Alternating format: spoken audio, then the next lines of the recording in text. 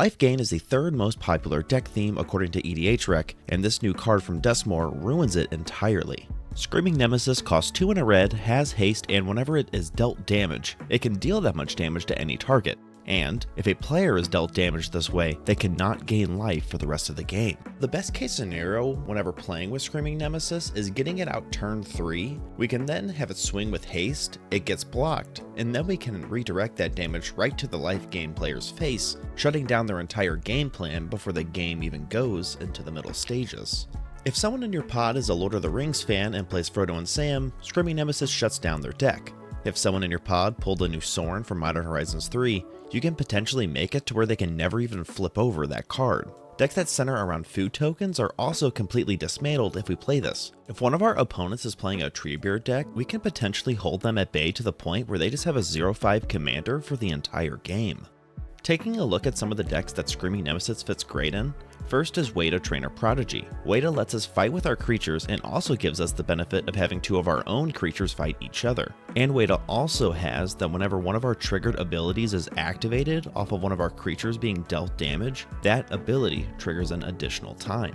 Now this works really well since a lot of the cards in Wada trigger off of receiving damage, so Screaming Nemesis fits right into this deck's game plan. I would imagine that a lot of our opponents would probably be scared to block Screaming Nemesis off of the fact that it can deal damage directly to them, so being able to just target our own creatures with it is extremely useful, not only because of the damage trigger off of Screaming Nemesis, but because we can get card draw and removal off of cards like Gripjaw Raptor and Trapjaw Tyrant.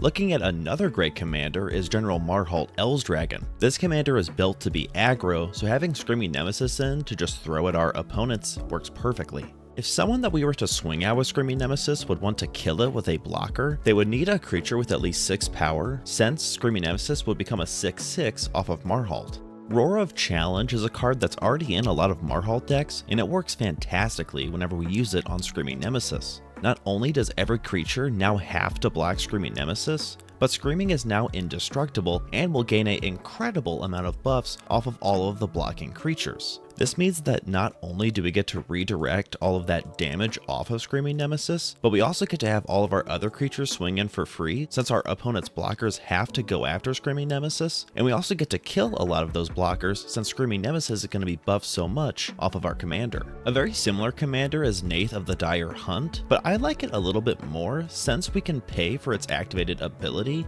and we can double one of our target creature's power, and it has to be blocked this turn. If we use this ability to target Screaming Nemesis, this means that it becomes a 6/3 that has to be blocked. With 6 power, it probably destroys a lot of the creatures on our opponent's board, and with our opponents being forced to block Screaming Nemesis, it makes sure that we have a way to always be able to use its ability. It's also really important to note that Screaming Nemesis is not just a card that's only used to destroy life gain in food decks. Whenever Screaming Nemesis is dealt damage, we don't have to only target players with the damage that we can redirect. A lot of mana dorks and creatures that have card draw effects only have around 1 to 2 toughness, so we can easily destroy them with the redirected damage from Screaming to really slow down our opponent's game plan.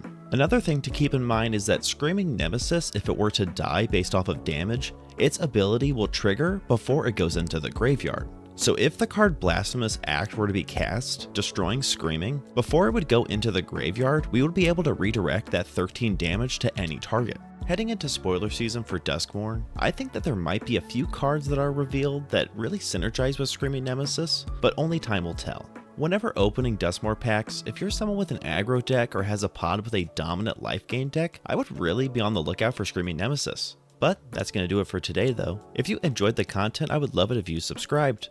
But until next time, have a good one.